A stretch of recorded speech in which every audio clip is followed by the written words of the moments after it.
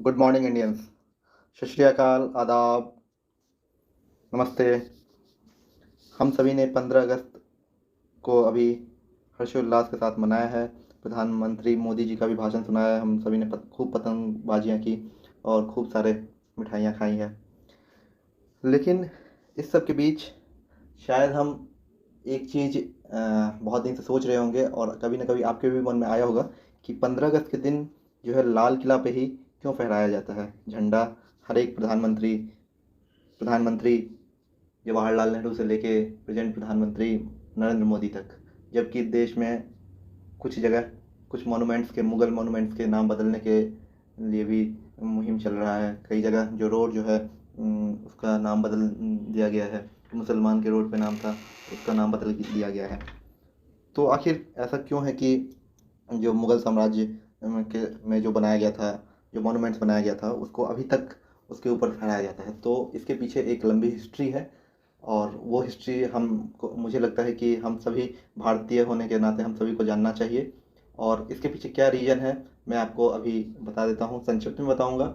Detail में मैं नहीं जा पाऊँगा क्योंकि डिटेल वीडियो काफ़ी लंबा हो जाएगा। और यदि आपको डिटेल जानना है तो मैं एक और सीरीज़ लाऊँगा या फिर एक सिंगल वीडियो ही लाऊँगा और उसमें आपको पूरा बताऊँगा कि कैसे स्टार्टिंग से लेके और एंड तक मतलब कैसे हमारा अर्थ स्टार्ट होता है और अभी तक जो history, geographical, societal, technological invention जो भी हुआ है, कैसे प्रोग्रेस हुआ है, अर्थ बनने की क्या प्रोसेस है, वो सब मैं आपको बताऊँगा।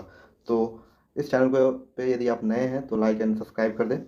और तो चलिए हम ये वीडियो स्टार्ट करते हैं कि कैसे हुआ था और क्या हुआ था जो अभी तक लाल किला पे झंडा फहराया जाता है। आगे का पता नहीं आगे क्या होगा, लेकिन अभी तो फहराया गया है और इस साल भी फहराया गया है। और प्रधानमंत्री मोदी जी ने ये भी कह दिया कि नेक्स्ट बार भी फहराएंगे। अब मोदी जी का पता नहीं आएंगे कि नहीं आएंगे, लेकिन नेक्स्ट बार शायद वहीं फहराया गया। तो चलिए हम स्टार्ट करते हैं। तो मैं 800 साल पहले आपको ले जाना चाहता हूँ। बात है 1900,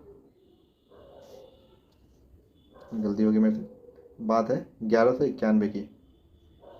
1191 में एक लड़ाई होती है, बैटल ऑफ तरेन। और बैटल ऑफ तरेन मैं यहाँ शॉर्ट फॉर्म में लिखूँगा, आप कृपया थोड़ा सा कॉपरेट कीजिएगा। बस मेरे वॉइसेस पे, बस मेरी आवाज़ों पे सुनते रहिएगा, उसको ध्यान से सुनिएगा तो आपको सारा समझ आ जाएगा। ठीक है, यहाँ बैटल ऑफ तरेन होता है। तरेन कहाँ है? तरेन एक जगह है, हिसार के आसपास एक जगह है हरियाणा में, वहाँ है बैटल ऑफ तरेन हुआ था। किसके बीच में हुआ था? पृथ्वीराज चौहान वर्सेस मोहम्मद घुरी। अच्छा, और मोहम्मद घुरी कौन था? मोहम्मद घुरी था घूर प्रोविंस से, जो प्रेजेंट डे पाकिस्तान में है, वहाँ से आया था। भारत पे अटैक किया था वो। धीरे पहले तो मतलब पूरा एक नेशन नहीं था, नेशन का कंसेप्ट नहीं था वो, मतलब भारत बटा हुआ था पूरा। तो लेकिन भारत पे वो अटैक किया था। अपने उसके रीजन्स होंगे, रिलीजियस रीजन भी हो सकता है या फिर वहाँ से लूटने पाटने के लिए भी आ सकता है। मतलब भारत तो पहले भी सोने की चिड़िया ही कही जाती थी, तो उसके लिए भी आ सकता है। तो इसके बीच में लड़ाई होता है। और पृथ्वीराज चौहान कौन थे? पृथ्वीराज चौहान जो उस टाइम के नए नए दिल्ली के जो थे, वो सल्तनत दिल्ली, सॉरी, जो दिल्ली किंगडम जो बना था, दिल्ली किंगडम के वो राजा थे। तो जब अटैक हुआ था मोहम्मद घोरी का, तो पृथ्वीराज चौहान और इस दोनों के बीच में लड़ाई हुई थी बैटल ऑफ तरेन में। तरेन के आसपास लड़ाई हुई थी और इसमें पृथ्वीराज चौहान विजय हुए थे। और पृथ्वीराज चौहान जब विजय हुए थे तब मोहम्मद घोरी हार गया था, और मोहम्मद घोरी को लेकिन उन्होंने छोड़ दिया था। फिर दोबारा से मोहम्मद घोरी बदला लेने आता है और 1192 नेक्स्ट ईयर ही है, नेक्स्ट वो सोचता है कि अब मेरे से क्या गलती हुई है, अपनी लड़ाइयों, अपने कमियों के ऊपर काम करता है। और इस टाइम क्या होता है, सेकेंड बैटल ऑफ, ये फर्स्ट बैटल था और ये सेकेंड बैटल ऑफ तरेन सेम जगह होता है। और इसमें क्या होता है कि पृथ्वीराज चौहान को मोहम्मद घोरी डिफीट कर देता है और पृथ्वीराज चौहान को फिर बंदी बना लिया जाता है। और उसके बाद फिर पृथ्वीराज चौहान की मृत्यु भी हो जाती है। कुछ हालांकि कुछ बुक में ये भी लिखा गया है कि जो पृथ्वीराज चौहान जो है वो मोहम्मद घोरी को वान से मारने में मतलब सक्सेसफुल होते हैं, लेकिन इसका कोई मुझे अभी तक कोई प्रमाण नहीं मिला है, तो मैं आपको बता नहीं सकता। एनसीईआरटी में ऐसा नहीं लिखा गया है, तो मैं ऐसा नहीं बता सकता हूँ आपको।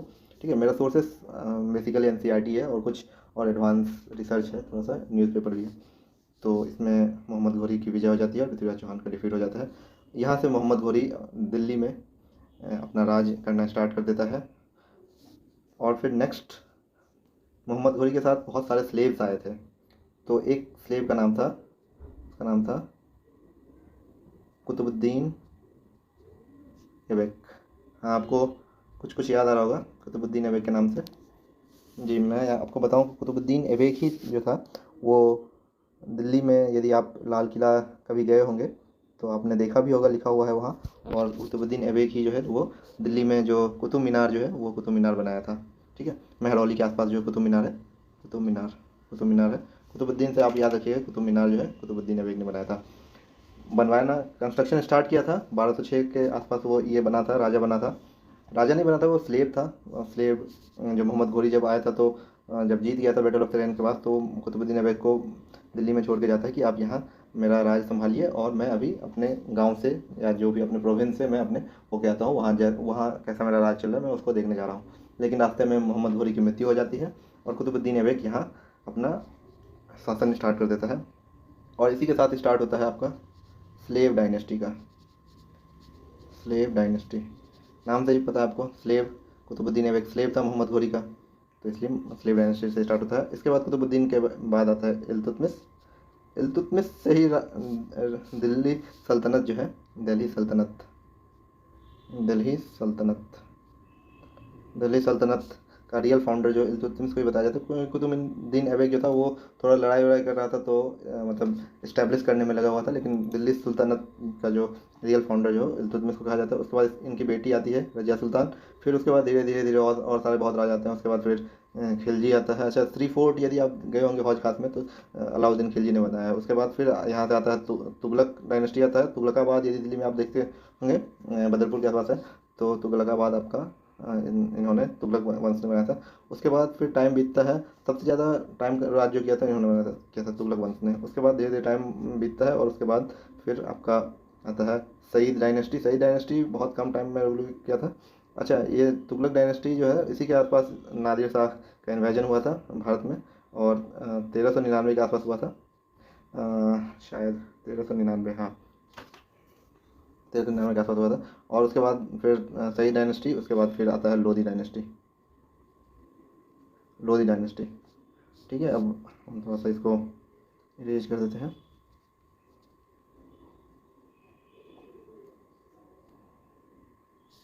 ठीक है, अब लोधी डायनेस्टी जो के पास, जब लोधी डायनेस्टी आते आते आते क्या हुआ था कि जब नादिर शाह जब का इन्वेजन जब हुआ था दिल्ली में, या फिर इंडिया में आप बोल दें, तो जो दिल्ली सल्तनत था वो काफ़ी वीक हो गया था। और जो अगल बगल के, जो यहाँ दिल्ली है तो अगल इधर राजस्थान, इधर पंजाब, और इधर बाबर का भी जो अटैक था नॉर्थ वेस्ट इंडिया में, वो काफ़ी ज़्यादा बढ़ गया था।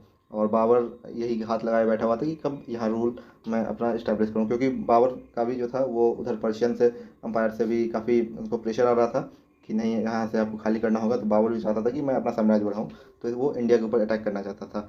इसी टाइम इसको मौका मिल गया, और भक्त खान लोधी जो है, जो पंजाब का गवर्नर था, वो बुला लेता है बाबर को। और बाबर को इसलिए बुलाता है क्योंकि इब्राहिम लोधी जो था उसको थोड़ा सा जलील कर दिया था, और अपना बदला लेने के लिए भक्त खान लोधी बाबर को बुलाता है, और बाबर के साथ लड़ाई होता है इब्राहिम लोधी का। और ये फेमस है, सबको याद होगा, बैटल ऑफ पानीपत। बीपी से याद रखिए, बैटल ऑफ पानीपत 1526 में हुआ था। इसमें अकबर और इब्राहिम लोधी के बीच में लड़ाई होती है, और इब्राहिम लोधी हार हार जाता है और बाबर का विजय होता है। और इसी के साथ दिल्ली सुल्तनत जो है एंड हो जाता है, और अब स्टार्ट होता है मुग़ल वंश, मुग़ल डायनेस्टी। ठीक है,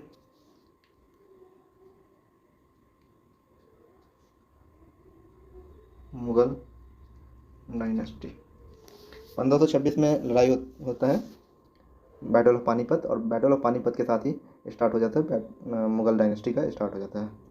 मुग़ल डायनेस्टी का फर्स्ट जो फाउंडर थे आपको पता ही होगा कौन था, बाबर था।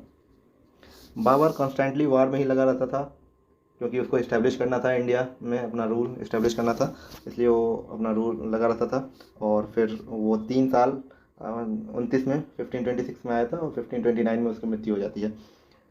उसके बाद नेक्स्ट इसका बेटा आता है हुमायूं। हुमायूं, अच्छा मैं आपको बता दूं कि बाबर ही जो था वो दिल्ली को बोला था कि कैपिटल ऑफ हिंदुस्तान। ठीक है, तो यहीं से थोड़ा सा स्टार्ट हो जाता है कि दिल्ली जो कैपिटल बनना स्टार्ट हो जाता है यहीं से, कैपिटल ऑफ हिंदुस्तान। ठीक है, उसके बाद हुमायूं आया था।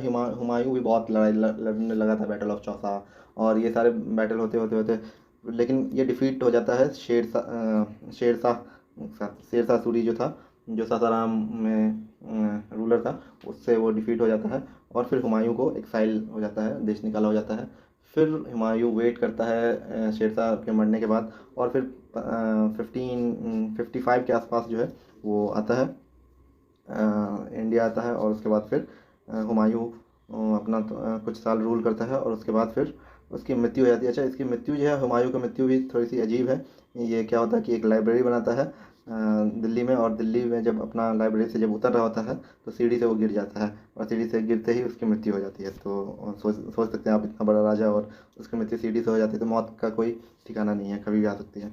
तो ठीक है, और उसके बाद फिर इसका बेटा आता है अकबर, और अकबर को real founder of Mughal dynasty कहा जाता है। अकबर काफ़ी टॉलरेंट लीडर था। सूल आई खुल जो है वो अपना एक अलग रिलीजन बनाया था। बाकी और भी बहुत सारे पॉलिसीज लाया था अकबर, काफ़ी माइटी पावरफुल भी था।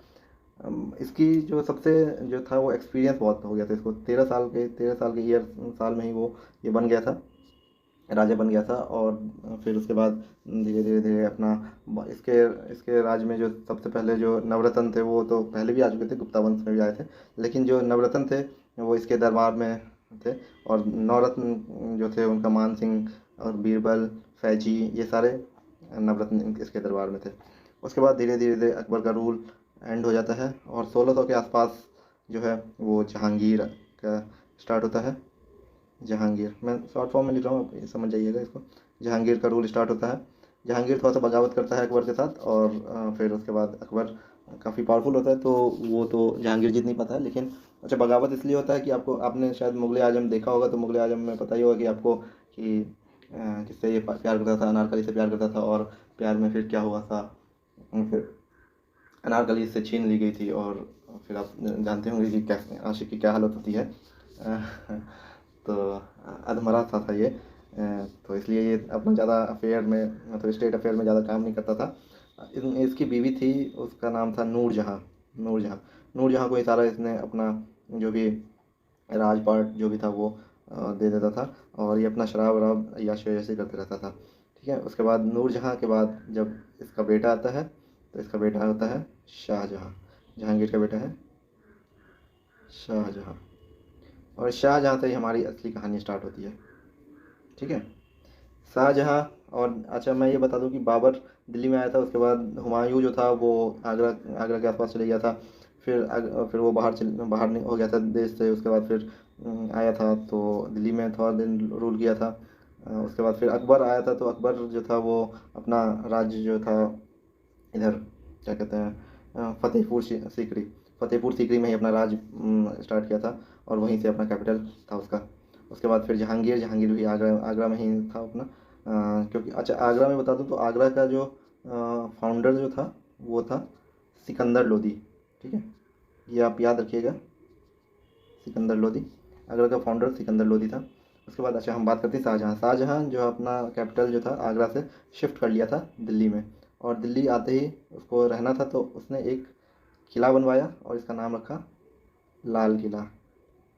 ठीक है, अच्छा, अब नेक्स्ट स्लाइड में थोड़ा ज़्यादा हो गया है, तो नेक्स्ट स्लाइड स्टार्ट करते हैं। ठीक है, उसने एक किला बनवाया है और इसका नाम रखा लाल किला। ठीक है, और लाल किला क्यों बना, क्योंकि ये जो लाल पत्थर से पूरा बनाया गया था, लाल किला बनाया था। अंदर में उसने अपना बहुत सारे महल बनाए थे। एक का नाम था जैसे था आपका खास महल था, जो खुद के लिए बनाया था। उसके बाद अच्छा, और एक खास इसका था पीतरा दियोरा क्या था कि जो दीवार जो थी ना वो छोटे छोटे शीशे से वो डेकोरेशन किया गया था।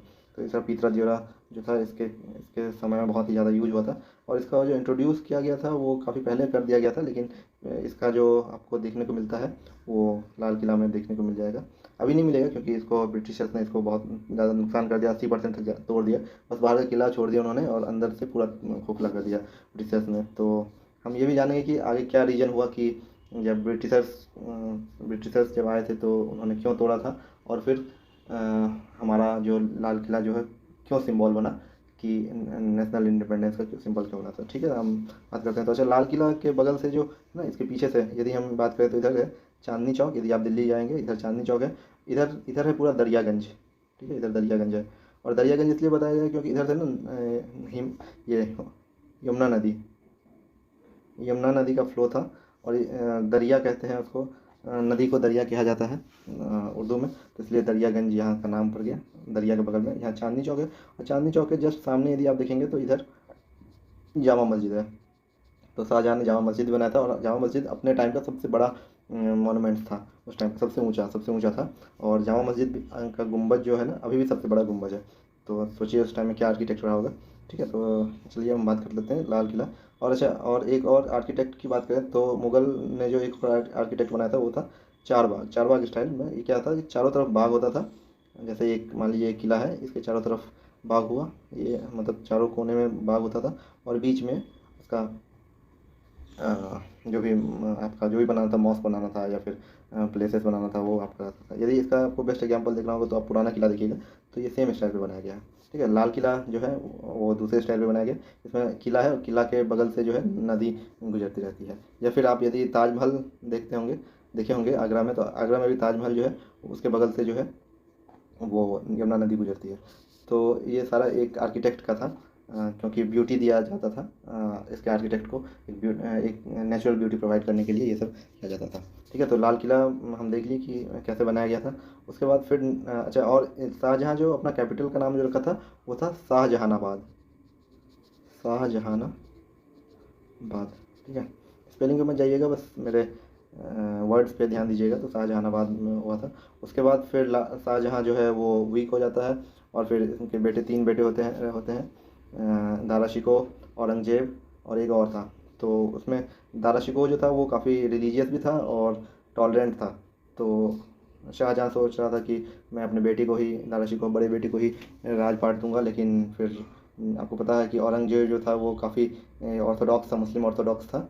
तो वो शरीयत के हिसाब से काम करता था, जो मुस्लिम लॉ जो है उसके हिसाब से काम करता था। तो वो फिर अपने भाइयों को मार भी दिया, और फिर अपने बाप को, शाहजहाँ को कैद कर दिया, नज़र बंद कर दिया आगरा में, और फिर वो यहाँ से रूल करने लगा। औरंगजेब औरंगजेब काफ़ी समय रूल किया, और उसके बाद धीरे धीरे धीरे 1707 में औरंगजेब की मृत्यु हो जाती है। जब 1707 में औरंगजेब की मृत्यु हो जाती है, इसके बाद मुगल एम्पायर जो है काफ़ी वीक हो जाता है। और इसके बाद लेटर मुगल्स आते हैं, अकबर सेकेंड, और भी थे, बहादुर शाह जफ़र वन, बहादुर शाह टू, ये सब आता है। तो ये काफ़ी वीक रूलर थे, इनका मतलब ज़्यादा इन्फ्लुएंस नहीं था। और इसी टाइम, इससे पहले जब आपको बताऊं कि जहांगीर के टाइम में ही, जहांगीर मैंने बताया था इससे पहले वाली स्लाइड में, तो जहांगीर के टाइम में ही जो था ना वो ब्रिटिशर्स आए थे और यहाँ फरमान किए थे, मतलब फरमान लिए थे जहांगीर से कि मुझे बिजनेस करना है। तो बिजनेस स्टार्ट वो कर दिए थे इंडिया में। 1613 में ही फर्स्ट फैक्ट्री इस्टेब्लिश हो गया था सूरत में। तो जहांगीर के टाइम से ही ब्रिटिशर्स जो है अपना राजपाट करना स्टार्ट कर दिए थे। उसके बाद धीरे धीरे धीरे औरंगजेब की मृत्यु हो जाती है। और इधर नेक्स्ट स्लाइड में यदि मैं बताऊं तो आपको, इधर 1757 में क्या होता है, battle of Plassey. Battle of Plassey, अच्छा, ये इसलिए होता है क्योंकि मैं तो पूरा डिटेल नहीं बताऊंगा, लेकिन बैटल ऑफ प्लासी का मेन रीज़न था कि जो अंग्रेज़ जो थे ना, वो अंग्रेज़ चाहते थे कि अब मुझे तो राजपाट तो पहले वो बिज़नेस करने आए थे, तो उनको बिज़नेस के लिए फिर पैसा भी चाहिए होता था। तो वो सोचे कि फिर मैं इंडिया में ही क्यों ना यहाँ से रूल भी करूँ, अपना रॉ मटेरियल भी यहीं से कर दूँ, मुझे पैसे भी नहीं देने पड़ेंगे, और यहाँ का रॉ मटेरियल मैं सप्लाई करता हूँ, इंग्लैंड में सप्लाई करता हूँ। क्योंकि उस टाइम जो है इंडस्ट्रियल रिवॉल्यूशन का बहुत बड़ा इंडस्ट्रियल रिवॉल्यूशन इंग्लैंड में स्टार्ट हो गया था, और रॉ मटेरियल्स चाहिए थे और मार्केट भी चाहिए था। तो इसलिए यूरोपियंस जो है वो इंग्लैंड से अलग अलग कंट्रीज देख रहे थे कि कहाँ कहाँ हमारा मार्केट हो सकता है। तो इंडिया में भी वो आए थे और अपना बिजनेस स्टार्ट किए थे, और फिर बिजनेस एक्सपैंड किए, और फिर 1757 तक आते आते आते बैटल ऑफ प्लासी हो गया। बैटल ऑफ प्लासी जो है एक्चुअली लड़ाई नहीं गया था, क्योंकि मीर जाफ़र जो था वो गद्दार निकल गया, और इसीलिए सिराजुद्दौला का जो है वो डिफीट हो गया। और फिर उसके बाद मीर जाफ़र जो है राजा बनाया गया। वो आगे हम देखेंगे कि मतलब इस वीडियो में नहीं, नेक्स्ट वीडियो में हम देखेंगे कि कैसे कैसे ये कहानी चलता है। तो बैटल ऑफ प्लासी हुआ। उसके बाद फिर धीरे धीरे धीरे अंग्रेज जो है ये कोलकाता यदि माने तो यहाँ से स्टार्ट करते हैं। उसके बाद बैटल ऑफ वांडीवाश और सॉरी ये बैटल ऑफ वांडीवाश से बाहर हुआ था। उसके बाद धीरे धीरे धीरे मैसूर, बैटल ऑफ मैसूर, और धीरे धीरे धीरे उसके बाद सेरिंगनापट्टनम ट्रीटी। अच्छा, अंग्रेज का एक खास पैटर्न था, पहले लड़ाई करते थे, फिर ट्रीटी, फिर लड़ाई, फिर ट्रीटी, और धीरे धीरे धीरे पूरा कब्जा कर लेते थे। उसके बाद फिर यहाँ क्या नाम है, मराठा के आसपास जो है वो सारा उन्होंने कब्जा कर लिया। जो जहाँ कब्जा नहीं कर पा रहे थे उन्होंने सब्सिडरी अलायंस और डॉक्ट्राइन ऑफ लैप्स ला के सारा कब्जा कर लिया और पूरा भारत में अपना वर्चस्व बना लिया, पूरे भारत को अपना कब्जा कर लिया। ठीक है, लेकिन उन्होंने कैपिटल जो है अपना यहीं रखा, कोलकाता ही रखा। और उसके बाद कोलकाता से क्या होता है कि धीरे धीरे धीरे वो कोलकाता में अपना एक्सपैंड कर लिए। उसके बाद टाइम आता है 1911, और 1911 में होता है दिल्ली, एक मिनट,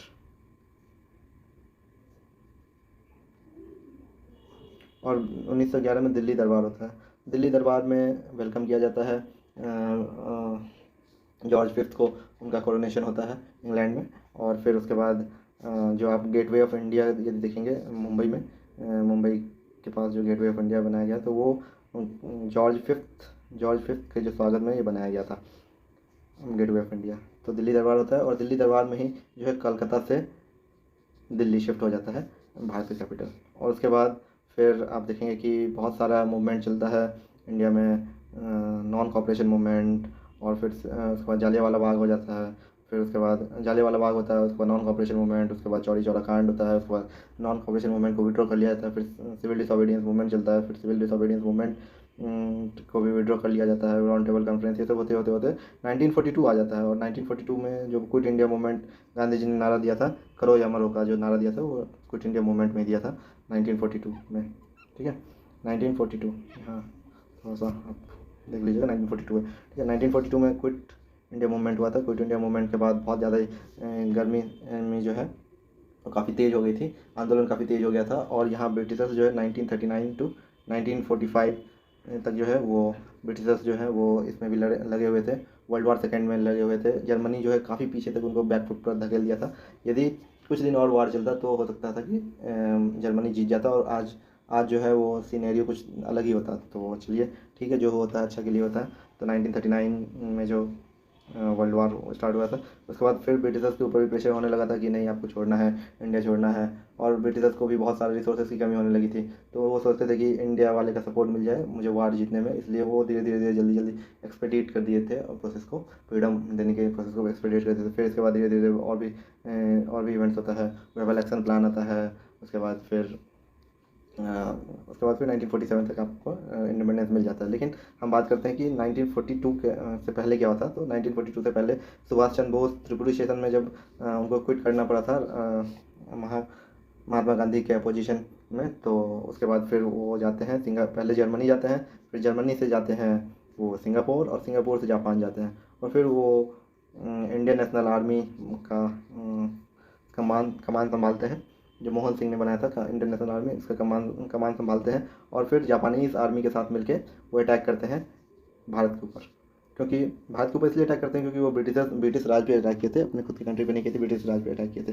INA अटैक होता है। लेकिन क्या होता है कि 1945 में ही आपको याद होगा कि 6 अगस्त और 9 अगस्त दोनों दिन क्या हुआ था कि आपका हिरोशिमा और नागासाकी, ये 2 जगह था, वहाँ एटम बम गिरा दिया गया था, अमेरिका ने जो एटम बम गिराया था। और इसी के बाद जो है वो जापान को सरेंडर करना पड़ा था।